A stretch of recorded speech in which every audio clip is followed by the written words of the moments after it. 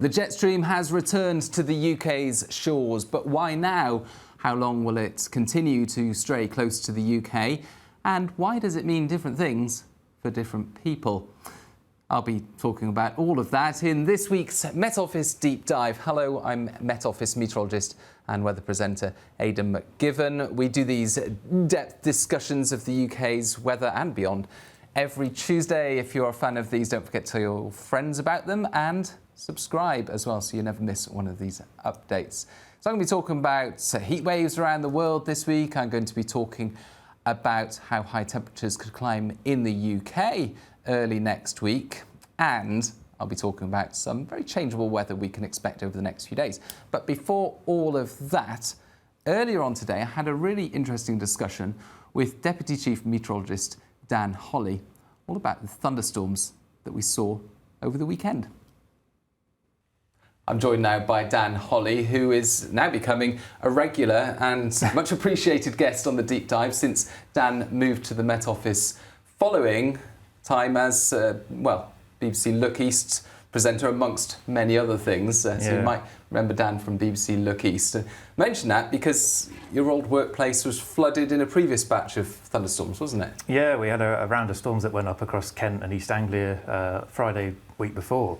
And caused some flooding in the studio, and so that was out of action for a fair few days actually, but thankfully it's all back up and running now. Yeah, that was one batch of thunderstorms that we had a couple of weeks ago.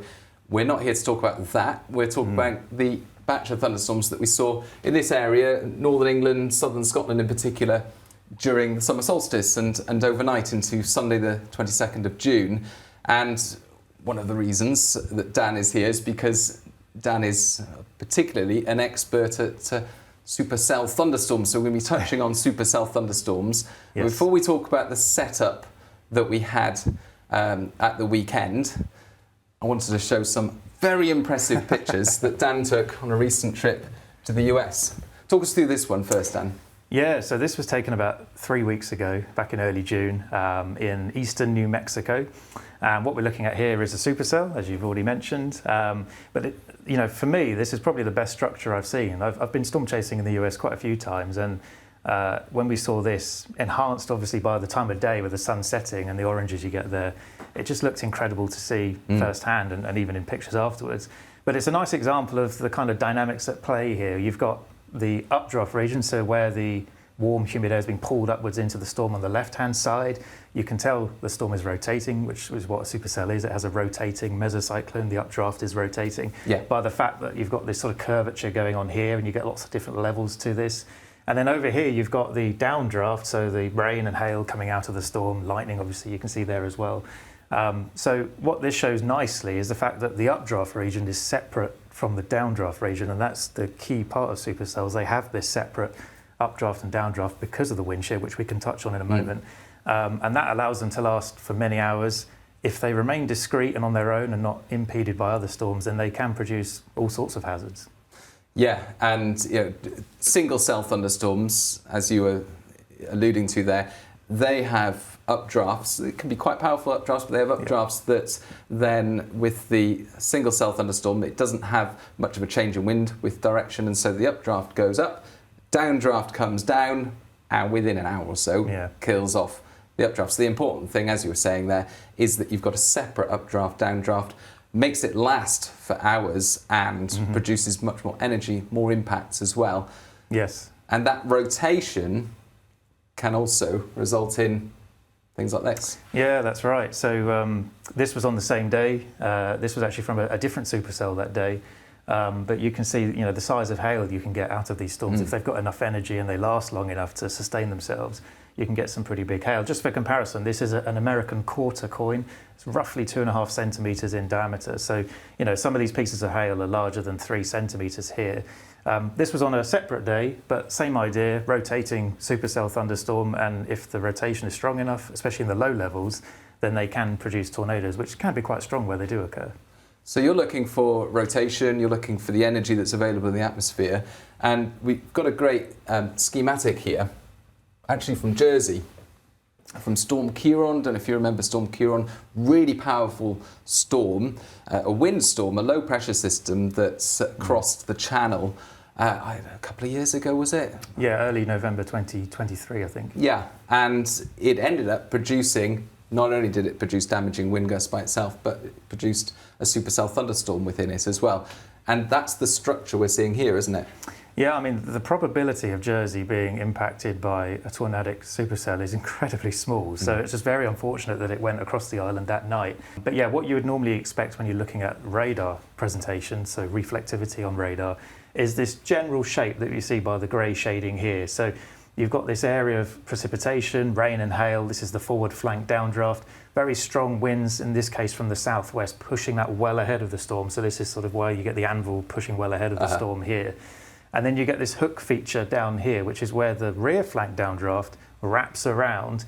And it's in this portion here where you've got your inflow, so that warm, moist air feeding in, being pulled upwards into the storm, helping to generate the big hail, because obviously the stronger the updraft, the bigger the hail you can get.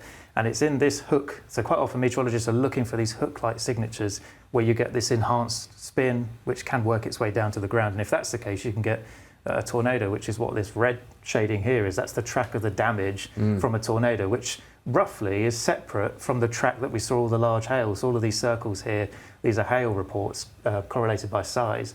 And you can see some of the hail in this event was sort of 6-7 centimetres in diameter in November. So, it's not just the summer you can get these big storms. Yeah. And there's the tornado damage. There was damage, significant damage from this tornado, wasn't there? And people reporting really scary moments with the incredible sound coming through.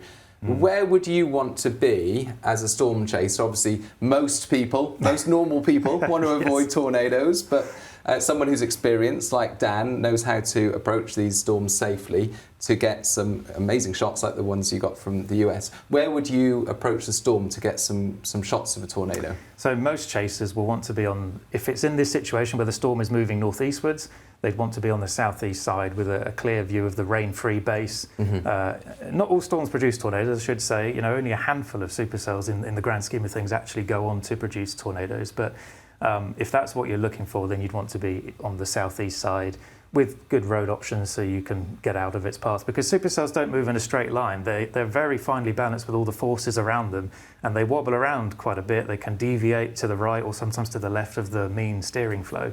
So you've got to bear that one in mind if you're around a very powerful supercell. If you're looking for large hail, then you'd want to be in probably the forward flank downdraft, but obviously I wouldn't advise that because your car could experience quite a bit of damage if you do that. Yeah, and the visibility would be poor there as well, so you're more at risk of a tornado coming out of nowhere, whereas here you've got the clearer visibility. You can see the storm from a distance. Now, you're so experienced at looking at these storms in the US, where of course we do get these enormous supercells. You were on shift last Thursday and you were telling us that the setup was similar to what we get in the US. Yeah, so when we're looking at forecasts for thunderstorms in the UK, very rarely do we get this overlap of a lot of instability and a lot of wind shear. But yeah, last week we were looking at things on Thursday, for example, and there were growing signs in the models for the midweek period that we would see some thunderstorms on Saturday. And what was particularly interesting, as I say, is that overlap of strong wind shear and strong instability. Now, we get a lot of wind shear in the cooler season, autumn and winter, because the jet stream is very strong and it's often overhead. And wind shear is obviously driven by changes in wind speed or direction with height. So if you've got very strong winds aloft and not as strong winds at the surface, that's going to give you strong wind shear. But it's, for the UK, not very common to get strong wind shear in the summer because usually the jet's weaker or it's further north.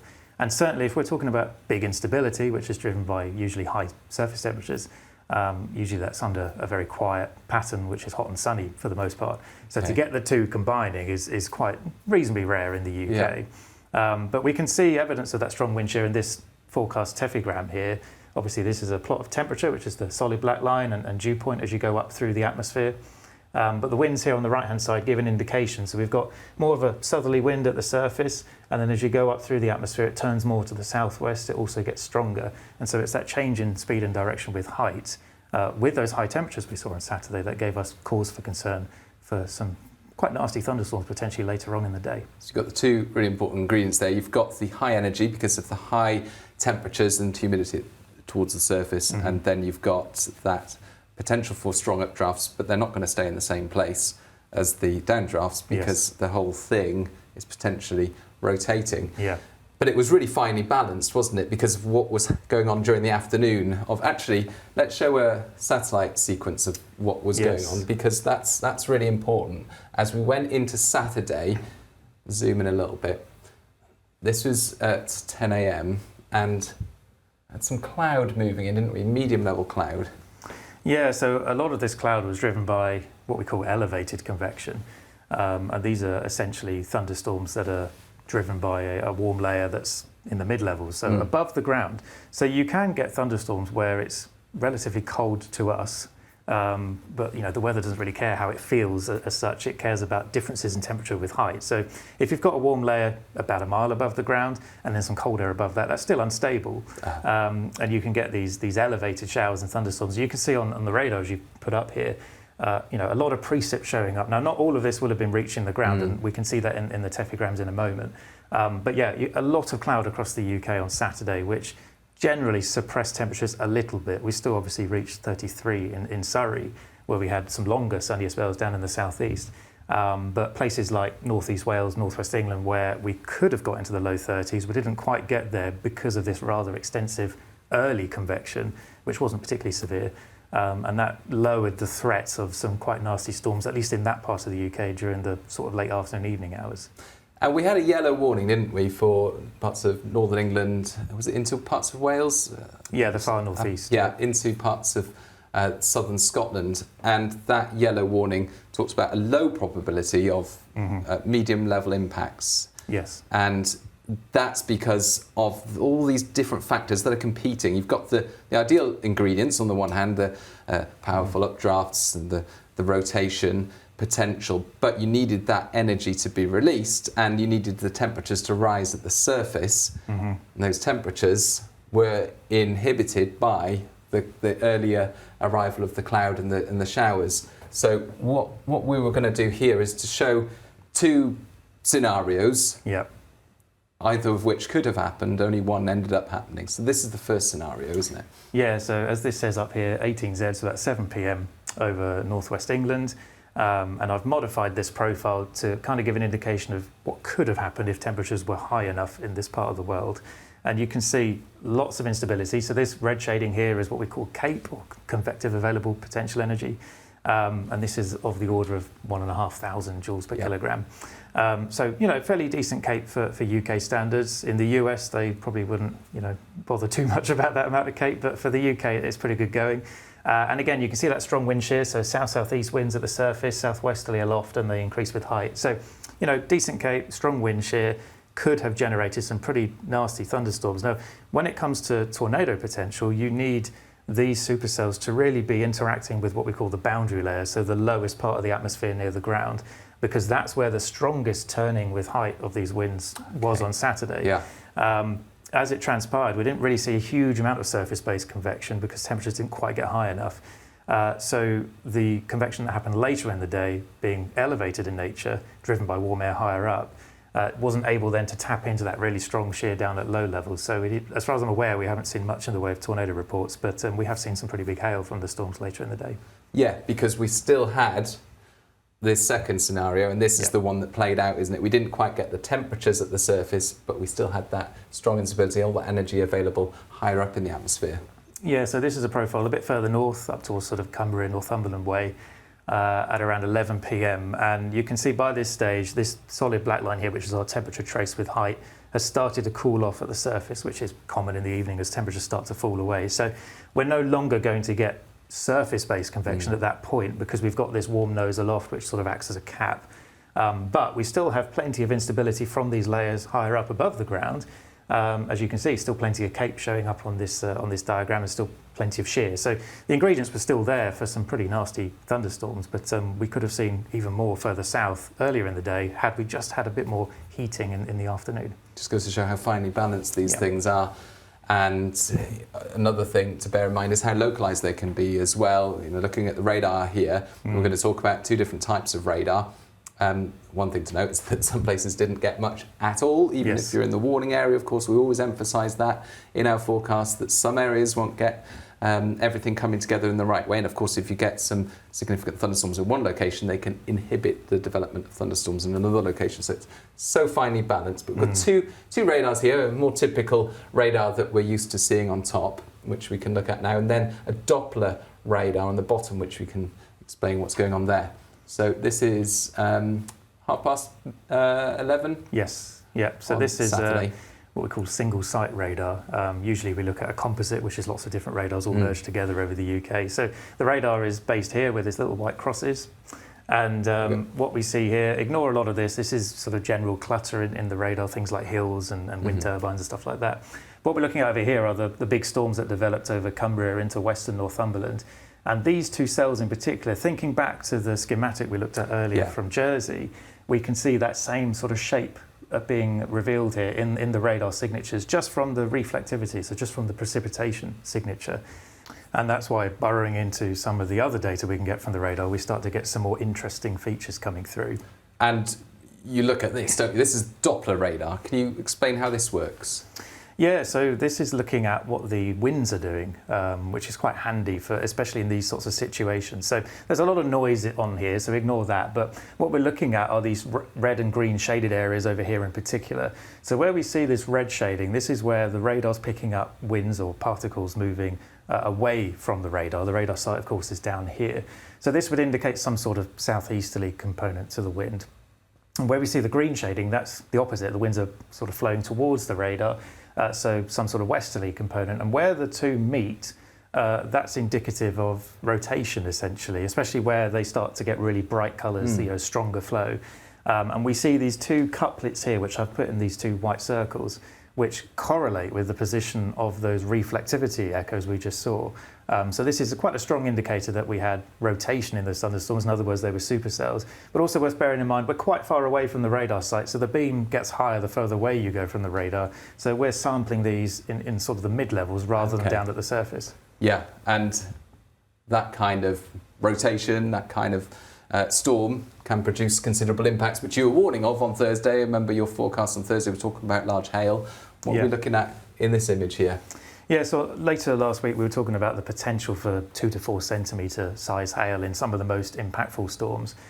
This product over here from the radar is trying to estimate the maximum hail size we could theoretically get from that storm. And you can see there are various storms here which suggest, with the key down here, sort of 1 to 2 centimetre hail. But this particular storm that crossed out of Cumbria across the fells into Northumberland is being picked up as potentially having 4 centimetre diameter hail in it. Now, the only issue with that being able to verify it, is the fact that it's over a pretty rural area with no one around. So we're none the wiser whether actually 4 centimetre hail came out of this storm, because there isn't anyone really there to report it. And obviously it's in the middle of the night as well. So as I say, we don't really know whether we got 4 centimetre hail from this, but we certainly got reports of 2 centimetre hail from parts of southeast Scotland where these storms kept running over the same area. And people talked about thunderstorms occurring for several hours, didn't they? Yeah. So underneath this line, we saw numerous cells. You can see the 2 supercells here. There may have been others earlier on in the sequence, but numerous storms running along this same line up across similar areas, Cumbria, Northumberland into southeast Scotland. Some places had more than 40 millimetres of rain, and we did see a little bit of flooding in some places as well. Yeah, so pretty big impacts. There was a yellow warning, of course. Yep. It could have been escalated to an amber had those temperatures been realised at the surface, and we had a lucky escape. People of Northern England, Southern Scotland had a lucky escape in many ways, because those really powerful storms didn't quite materialise, but we certainly saw plenty of impacts from the rain and the hail and the frequent lightning as well. But of course, as is always the case, and we always emphasise this in our forecasts, not everywhere in the warning area is going to experience these storms. No matter how much the ingredients can come together in these locations, they just don't happen in that way, do they? No, that's right. And even outside of the precipitation, you could be somewhere over here and seeing this constant flashing of lightning to the north, but not getting any rain, where you are. And just want to end on this, because this is spectacular, isn't it? From Philip Cadwallader. Yeah, so this was taken in Darlington a little bit earlier on in the evening, and I saw this on social media, and I thought that actually looks visually like a supercell. You can see it's similar to the pictures we were looking at earlier, with that curvature going on here, fairly high based. But yeah, so, if nothing else, we've got radar evidence, but we've also got some ground evidence from the photos that we did see potentially some supercells on Saturday evening. Darlington, but it could be, bring us back full circle, New Mexico, couldn't Could have it? been, yes. Yeah, which is exactly what you were talking about on Thursday when you were talking about all those ingredients potentially coming together for the weekend. Yeah. Dan, thank you very much for coming on the deep dive and sharing the imagery and your expertise with us. Much appreciated. That's been a pleasure. Thank you. Thanks again to Dan Holley for that really interesting discussion. Dan had to rush off to another appointment when we recorded this earlier in the day, but he's so conscientious that he messaged me later to say that he forgot to mention a couple of small details that are really interesting actually in terms of how these thunderstorms developed and why they occurred where they occurred. And we've got two images here that show two different aspects of the atmosphere that basically coincided to decide where those thunderstorms were occurring. One, the image on the top, is the water vapour when you're looking down from high up. So it's the water vapour in the atmosphere, and where you've got dark areas occurring, that's where there is less water vapour. So it's indicative of what we might call a dry slot. And this dry slot of the atmosphere coming in way up high in the atmosphere, coming into northwest England, southwest Scotland there on Saturday. But that coincides, that overruns an area of warmer and moist air at lower levels, although still relatively high up. This shows what we call the wet bulb potential temperature at 700 hectopascals. 700 hectopascals is what we call the slice of atmosphere that typically lies at around 3,000 metres or 10,000 feet high in the sky. So this is a slice of atmosphere, and it's showing the temperature and the humidity at that level. So it's the redder orangey colours show where it's particularly warm and humid at 3 kilometres above the ground, basically, and that high humidity, high temperature air at that height is sitting over parts of Wales, northwest England and southwest Scotland. But what this suggests is that higher up than that, we've got this area of cooler, drier atmosphere that is running in over the top. And of course, that then increases the instability at those higher levels in the atmosphere. So where you've got the cool, dry zone running in over the top of the warm, moist zone at 3,000 metres, then it causes enhanced instability. And that's why this particular location, where you've got the very warm, moist air at 3,000 metres, 10,000 feet, sits below the cooler, drier air even higher up. That's why we saw those thunderstorms breaking out across parts of northwest England into southern Scotland. So Dan could explain it much better than I could, but hopefully that has covered that. He also wanted me to mention the reason why we saw a lot of rain on the radar earlier in the day on Saturday, but not much of that rain was reaching the ground. It's basically because we had a lot of dry air towards the surface, and so a lot of that rain was evaporating. It was being captured by the radar, but by the time it reached the ground, it was evaporating. And yeah, I experienced it myself in Devon. We had these very large drops of water coming down, not many of them, very large drops on Saturday afternoon. I was at a dog show, and my daughter's won first prize for the best junior handler, by the way. But during that dog show, these big drops of water came down. I checked the radar, it looked very angry on the radar, but it was nowhere near as heavy as that in reality. Now, moving on to something that is very related in terms of thunderstorm development, but in a different location. I want to look at the potential for thunderstorms on Wednesday evening. And we've got a similar setup, but as I say, in a different location compared with over the weekend, which of course was centred over parts of northern England and southern Scotland.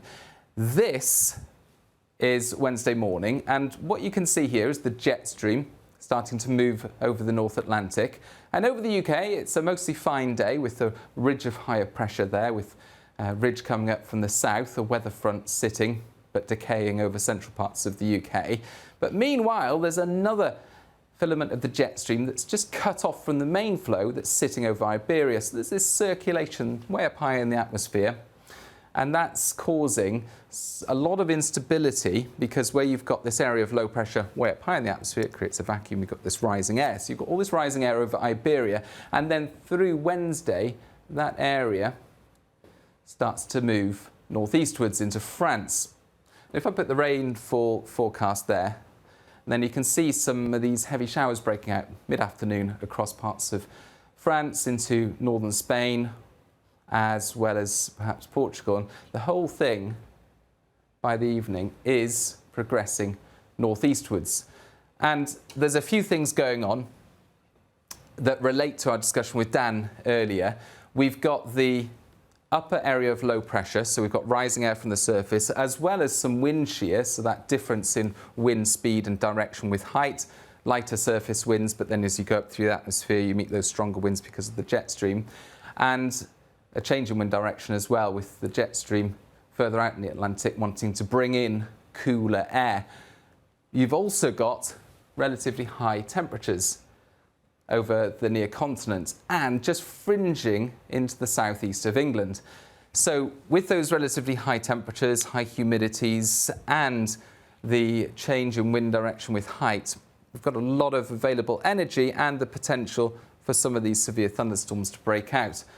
And if I just show you this graphic here, which is the forecast CAPE. Dan mentioned CAPE. It's basically a measure of the amount of available energy in the atmosphere as a result of those temperature differences and the rising air as you go from the surface higher up in the atmosphere. And there's all these bright colours across the near continent there, and so that indicates the potential there. Lots of energy over the continent, and as you get that filament of the jet stream moving in, you've got the rising air. You've got a lot of potential for some severe thunderstorms to break out.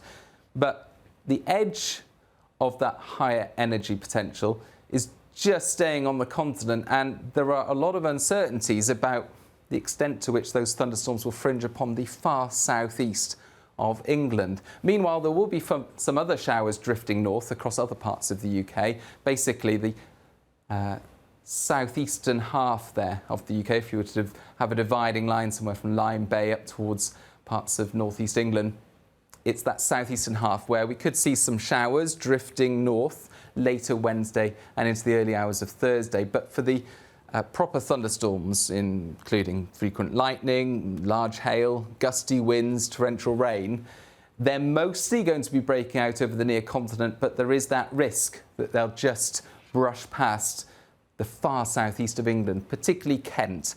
So it's one of those situations that is finely balanced, depending on the track of these storms as they develop later Wednesday and through the early hours of Thursday, whether they precisely hit the UK land area or whether they just stay to the east. But it is the far southeast at greater risk of that. And of course, we keep you updated on the details of that. I mean, the computer models, if we go to Wednesday, you can just I wouldn't take this too literally because, as I mentioned, there are uncertainties over the track of these, and often we don't have a full confidence in where they're going until they start developing.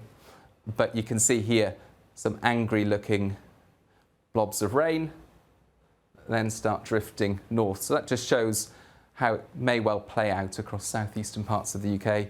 This is heading towards midnight on Wednesday and going into Thursday before they clear away. Meanwhile, ahead of that, we've also got the potential for some other showers across parts of England and Wales, for example, as we end Wednesday. But Wednesday itself, before all of that happens, mostly dry day, a few showers here and there, some sunny spells, but a lot of cloudier areas drifting around. And as I mentioned, that hotter air that we've got over the near continent, the more humid air, it will make some inroads into the south of the UK, even if northern parts of the UK stay cooler with temperatures closer to average. And there is a heat wave ongoing across parts of Europe at the moment. So we can take a look at the temperatures that we can expect over the next few days. In fact, I need the touchscreen pen for this to draw some temperatures on. And if we skip ahead to Wednesday, what we can see there is 28 Celsius for London. That seems like a most likely temperature for the southeast. 22 for Dublin there, if we put a few more temperatures on there. Nothing particularly outstanding for, I think I captured a mountaintop there across northwest Scotland. That's why the 8s and 9s are coming up. But more likely the mid to high teens across Scotland, low 20s across northern or western parts of the UK. It's really that southeast corner where we're getting to the mid to high 20s in places.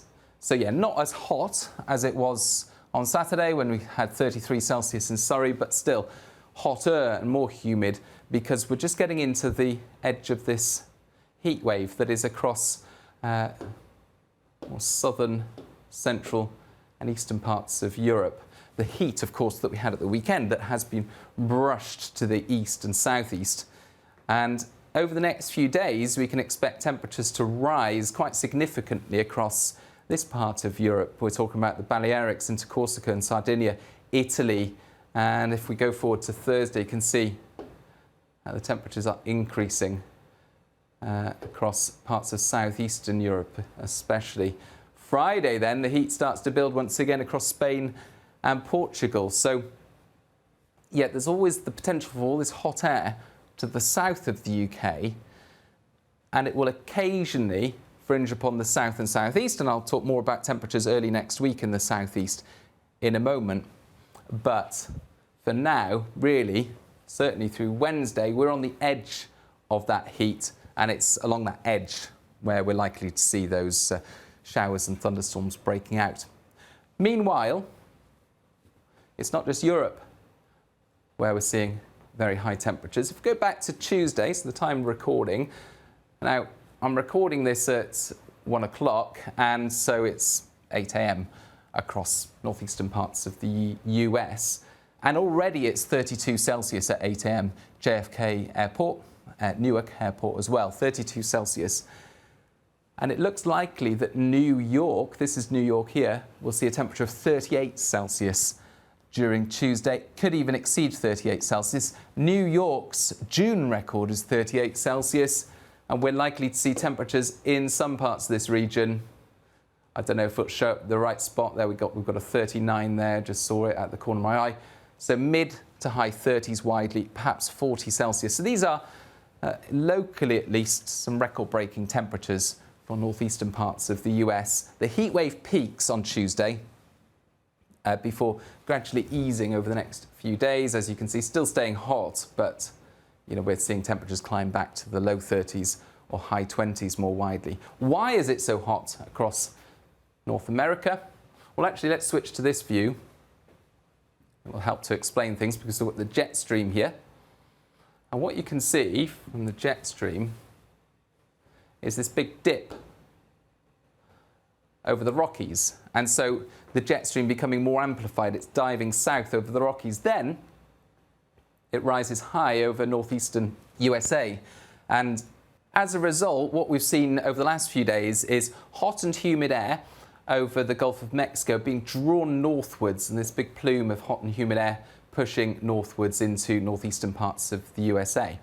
Now, this isn't just relevant in terms of North America, it's also relevant for ourselves because it will have an effect on our own weather, as is often the case when you get these big contrasts over North America. It can cause a more powerful jet stream. Let's take a look at the temperatures on the jet stream. Turn off the jet stream there. So the temperatures across North America, we've got this cool air.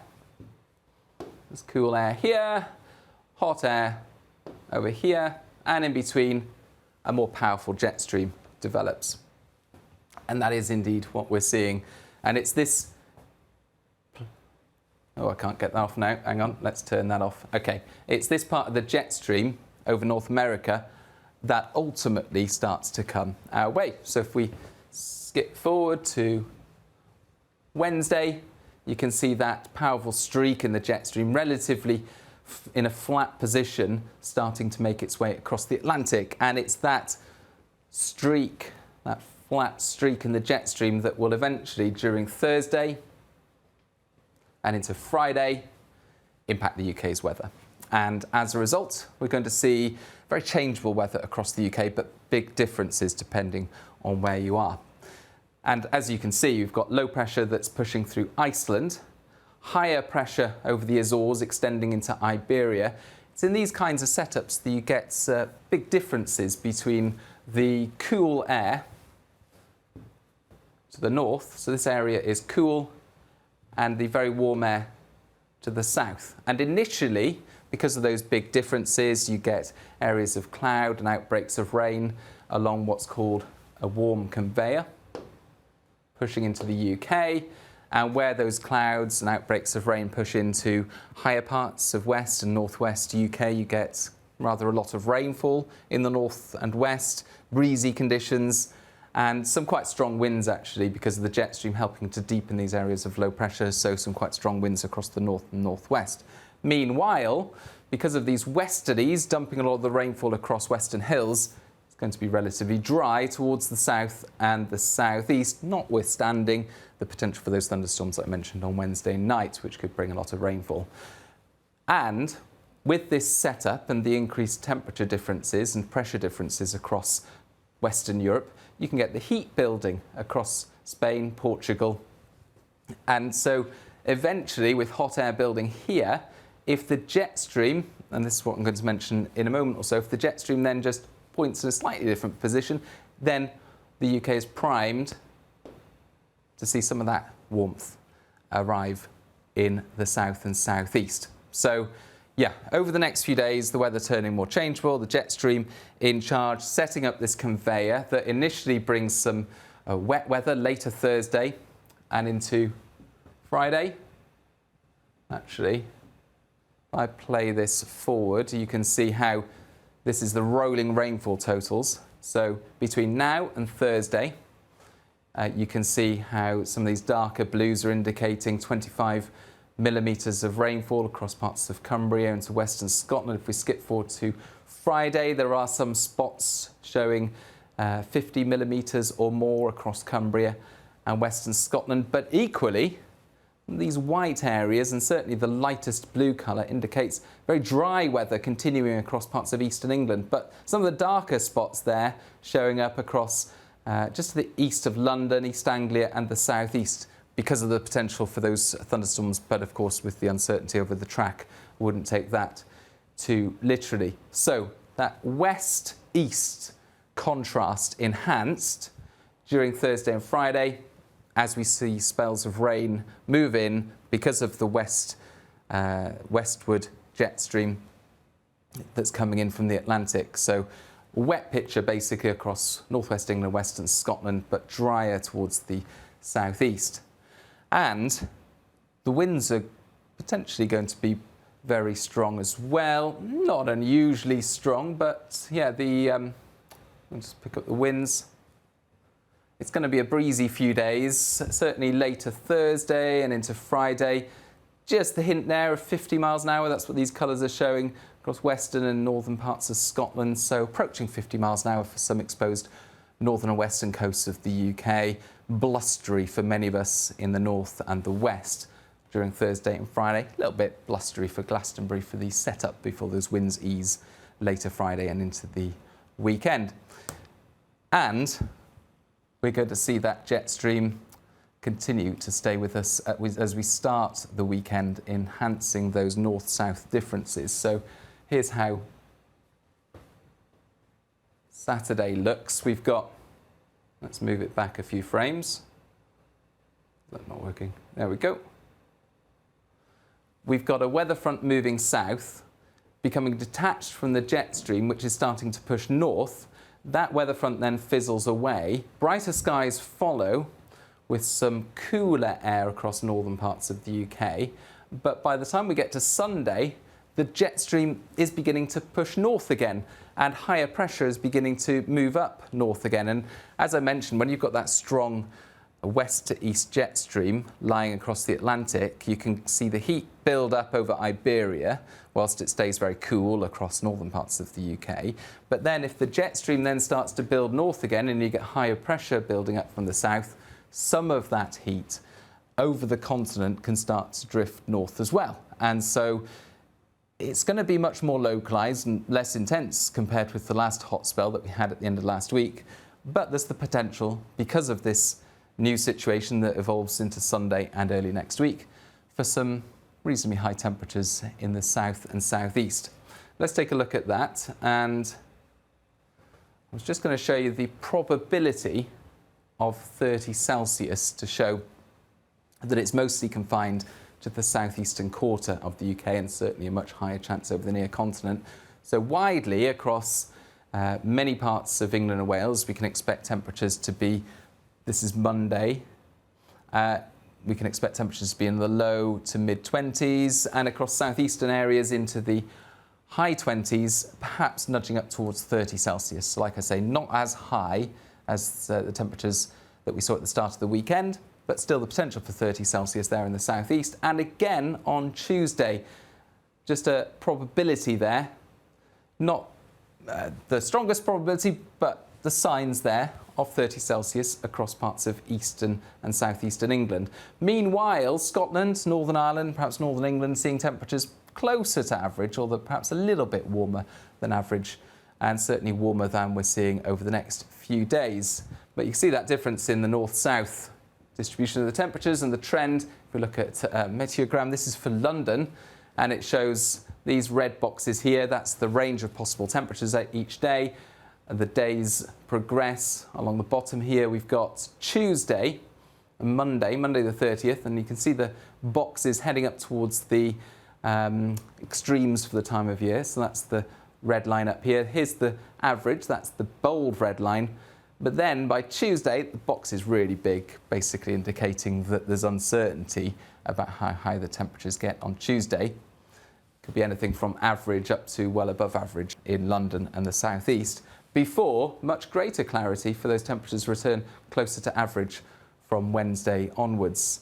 Similarly, this is for Glasgow, and it also shows a rise in temperatures through the weekend, but not as high. It doesn't quite reach the extremes that London sees, and doesn't quite reach the extremes that we saw indicated for Friday and Saturday for parts of Scotland as we were looking at it last week. So warmer than average spell coming up for Glasgow there, temperatures around the low 20s, before those temperatures dip back down more decidedly so from Tuesday. And essentially what's happening is by Tuesday we've got a cold front moving in from the west, so eventually that's going to introduce cooler, fresher air, but not necessarily particularly unsettled.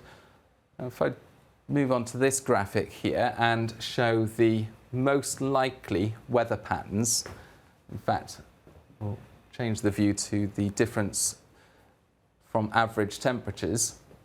And this is Wednesday. And it shows the top 3 most likely weather patterns when we run computer models many times.